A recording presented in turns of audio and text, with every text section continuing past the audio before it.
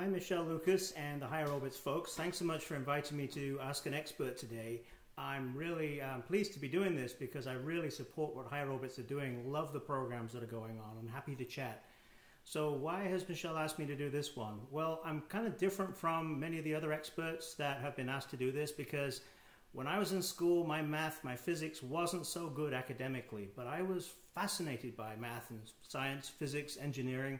I loved the stories, I loved the people, I loved what it meant we could do, but I could never quite get into the equations. So I found a different route into all this. I found that there are a lot of scientists and engineers doing amazing work, but they don't have the time to really explain to the general public what it is they're doing. And without that explanation, a lot of people don't know why it's important. Maybe they're not going to support it or fund it through their taxes.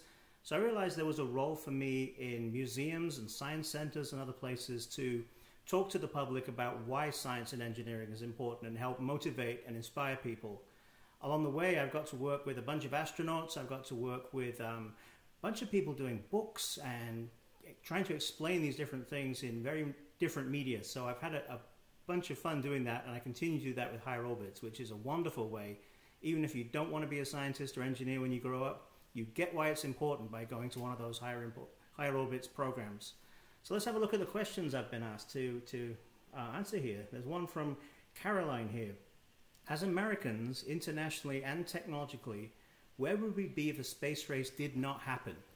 That's a really good question because, the space race happened in the 1960s between what was then the Soviet Union, now Russia, and America, both racing to get to the moon first, both racing to be technologically supreme in space.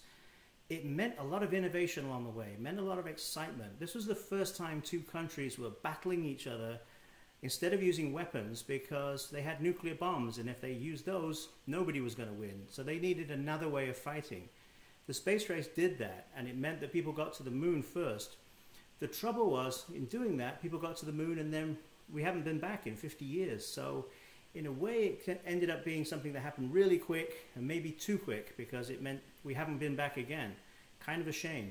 So what did that do for us? There were all kinds of technological spin-offs that came from that, all kinds of things that have changed our lives forever.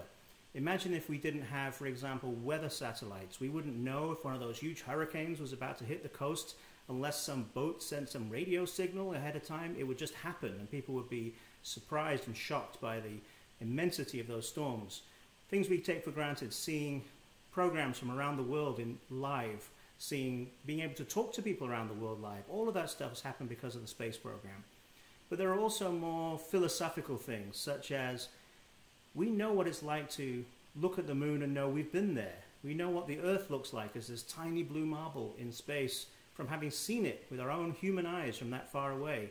Those are things that we didn't know we were going to learn until we went there and did it. So it's changed humanity. It's made us more environmentally aware. It's made us more technologically appreciative in ways that we could never have imagined. So it's hard to imagine what life would have been like without the space race. And it continues. The space program is now a lot more cooperative, but it continues to change our life every day with some of the amazing discoveries being made on the International Space Station and the international cooperation that goes on there that makes our world a lot better.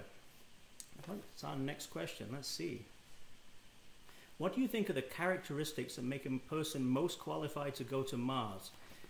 Well, I could tie that in with what I was talking about with different professions. I was somebody that realized pretty early on I wasn't going to be one of the top engineers and scientists, but I loved the subject, so I found a different way in.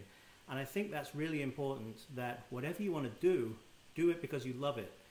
When people go to Mars, they're going to need a bit of everybody. They're going to need engineers who know how to fix the ship, know how to get people there and get people back, keep everything working, the real basic operations for just staying alive. But is the idea of going to Mars just to stay alive? Not really. There's other things you want to do. You want to get there and start doing geology. You want to get there and do all kinds of scientific experiments. So you need people who may be more passengers on the way, but once they get there, they're going to hit the ground running, do some amazing work.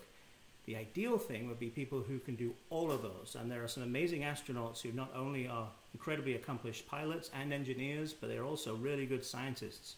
So it's possible that somebody having a range of all those things is going to be the best person to go to Mars. The thing that really interests me are the number of people who say, I'm later in life, I'm older, Send me to Mars because I don't need to come back. I'll live there for the rest of my life. If there's extra radiation there and it gives me a cancer that's going to kill me in 30 years, I'm not going to live another 30 years anyway. It doesn't matter.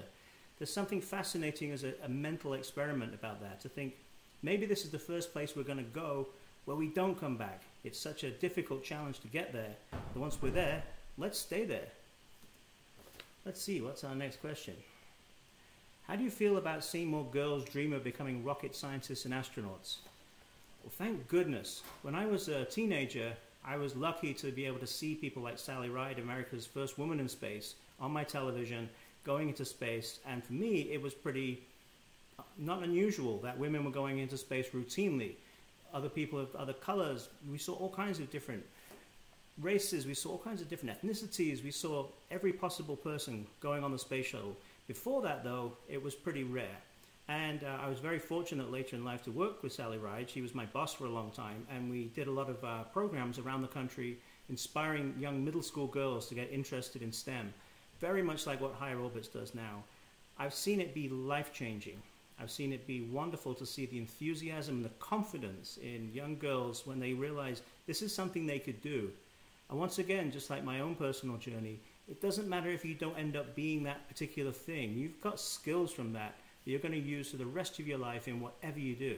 So I highly encourage girls to look at science and STEM just so you know what it's about, just so you get that teamwork, that collaboration, that sense of working through a design process. It's really helpful in everything in life. What most kids don't realize is science is not about right or wrong. It's about trying things out. Everything that's ever been engineered or designed has been invented. When you invent something, you try all kinds of things and they don't work out. Just like most things in life, learning how to deal with things when they don't work, turning that around and trying it again slightly differently until you get it to work, that's something you can use everywhere in life, and STEM is a really good way of learning that. So I highly encourage everybody to get involved in Higher Orbits because that's where you learn that stuff. Great question, thank you. Let's see. You've written many books about and with astronauts. Is there anyone you want to interview that you haven't or you wish you could have and is now no longer possible? Oh boy, yes, my list is endless. There have been hundreds of people who've gone into space. I wish I had the time to interview them all because all their stories are different. The person I think I'd really most have liked to talk to was Yuri Gagarin, the very first person in space. He flew in space in 1961. Can you imagine being in space, looking out of your window, and seeing something that nobody else has ever been able to describe because they've never had that experience? These days you read astronaut books, you see them on television, a lot of what they say about the Earth from orbit is quite similar because there's like a shorthand now. People know how to describe it. Imagine being the first person. Yuri Gagarin died in 1968 in an airplane accident, only 7 years after he'd been in space.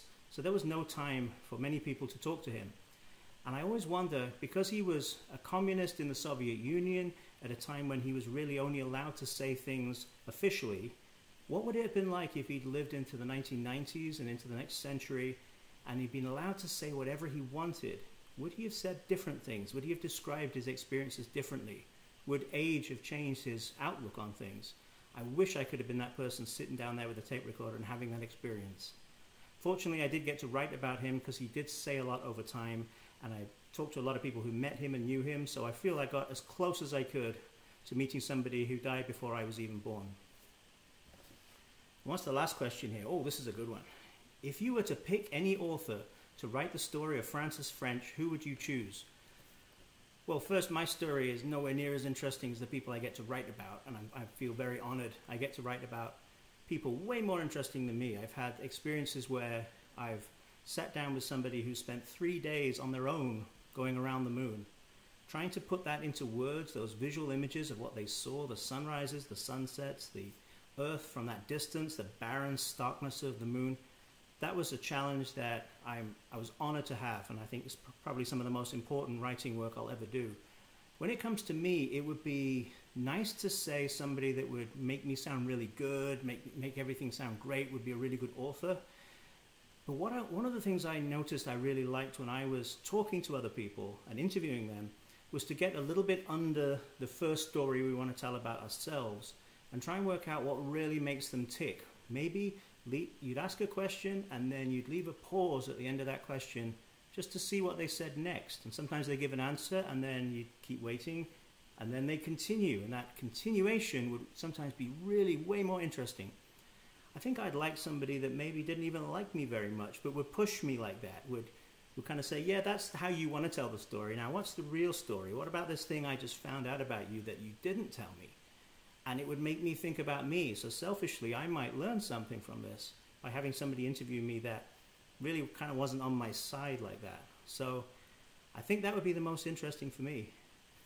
And those are all the questions I got. Thank you so much, Michelle and Higher Orbits. I'm happy to chat with anybody after this if they wanted to reach out through Facebook or other means through Higher Orbits, and keep these wonderful programs going. I know this is a weird time and we're all living through weird times, and the more that science and technology can help us stay connected and together like this, the better it is for everybody. Thank you so much.